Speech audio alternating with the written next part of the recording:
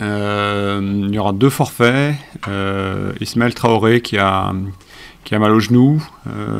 C'est pas le même problème que la fois d'avant, mais là il a repris, mais il a été obligé de se retirer de la séance en début de semaine, milieu de semaine. Donc il a un problème au genou, au tendon sûrement. Et puis il y a Boulot qui est toujours en difficulté avec son dos et qui n'a pas repris l'entraînement collectif encore.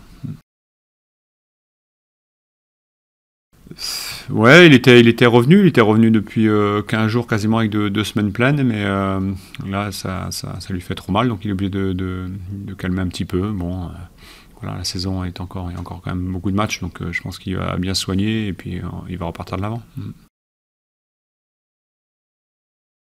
Bah, ça fait des choix en moins, c'est évident, parce que là, c'est 2 défenseurs centraux.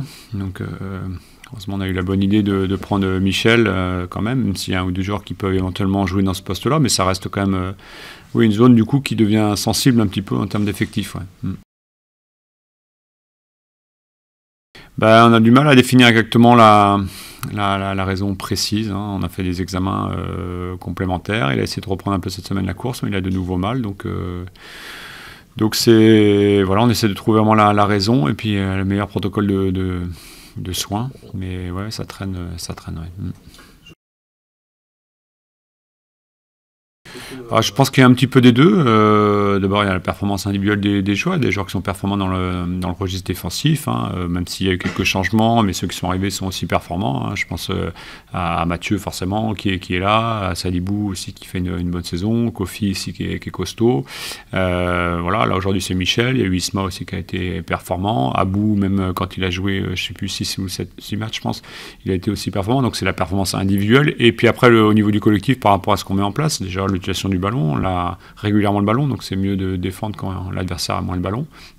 Après, on travaille évidemment sur certaines phases de jeu qui pourraient nous handicaper, mais dans l'ensemble, on a la possibilité d'avoir de la qualité de joueurs. Je pense à des joueurs qui jouent moins, mais qui sont capables de remplacer des joueurs comme Maxime Collin, voire VDK. Voilà, c'est des joueurs qui sont opérationnels dans ce registre-là aussi. C'est intéressant, c'est un peu l'interaction qu'on pouvait avoir, c'est ce qu'on peut être constant même si on modifie un petit peu, que ce soit notre façon de jouer, ce qu'on a un petit peu modifié, ou si on change de joueur, comme ça a été le cas par l'obligation des absences de certains joueurs. Bah, c'est plutôt l'inverse. C'est vrai que la journée de dimanche a été difficile, lundi un petit peu, il a fallu reprendre lundi après-midi, mais on va dire qu'à partir de mardi, les séances étaient très consistantes et on a senti un énervement par rapport à nous-mêmes, par rapport à ce qui s'est passé samedi dernier, d'avoir perdu ce match. Évidemment qu'on a essayé de travailler dessus pour corriger et s'améliorer par rapport à ce genre de scénario.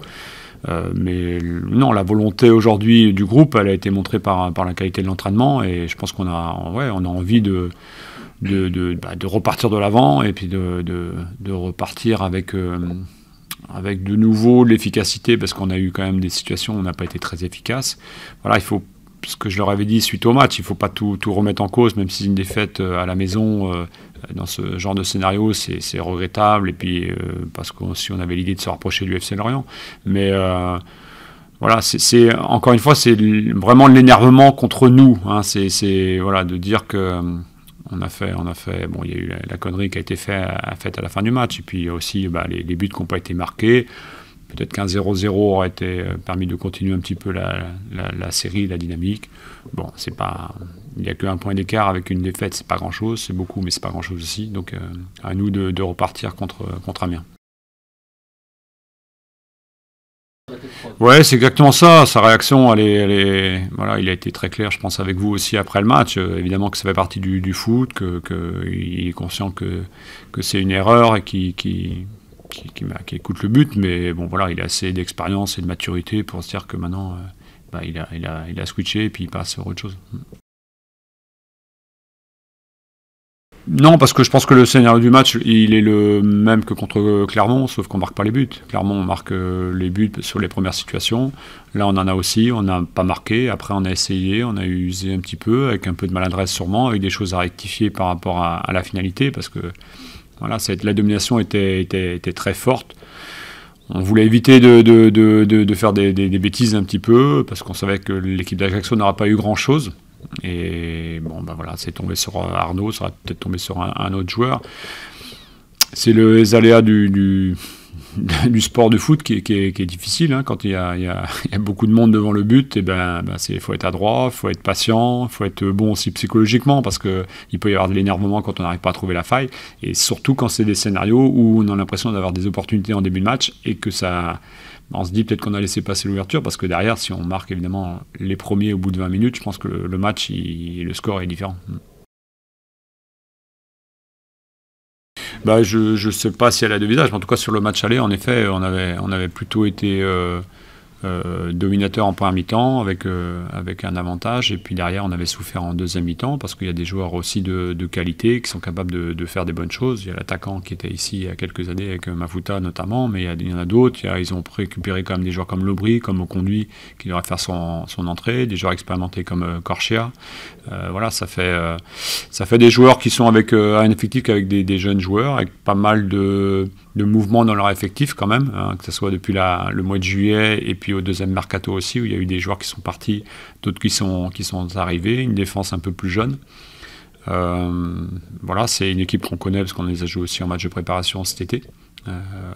Voilà, maintenant, peu importe l'adversaire, il reste 10 matchs à jouer. Il faut que ce soit conquérant, il faut qu'on soit évidemment avec cette volonté encore une fois, de repartir sur une dynamique et de montrer qu'Ajaccio, c'était l'effet du foot, mais il ne fallait pas tout remettre en cause. Bien sûr, oui, il faut réfléchir à ce que l'on fait sur chaque match, et des points qui sont positifs, des points qui sont moins bons. Quand il y a une défaite, mais c'est pas que la défaite, c'est aussi le fait de pas réussir à marquer. Voilà, qu'il faut travailler. Donc ça fait partie soit des choix des joueurs, soit des choix de jeu aussi qui doivent être différents. Donc on a essayé d'accentuer sur ce schéma. Maintenant, on ne sait pas ce que va faire l'adversaire. L'adversaire, il peut aussi, il joue à la maison. Il a fait toutes sortes de stratégies ces derniers matchs, et quel que soit, même contre nous en match amical ou en championnat, on a vu des choses différentes. Donc est-ce que le scénario d'Ajaccio sera le même? J'y crois pas trop quand même, parce qu'Ajaccio était vraiment dans une situation où on s'est dit on défend, on essaie de récupérer un point, et puis on verra bien ce qui traîne derrière pour marquer un but. Bon, là on est sur un match à l'extérieur, ça sera un profil qui sera différent, donc on peut pas non plus tout... on ne peut pas faire comme un copier-coller, et puis ce qu'on a vu et ce qu'on a fait comme erreur, peut-être que le scénario fera que ça ne sera pas du tout le même schéma. Donc il faut qu'on soit capable, une équipe qui est armée, qui est solide et qui est forte, soit capable de jouer en fonction des scénarios de l'équipe adverse aussi, et de s'adapter assez rapidement à ce que propose.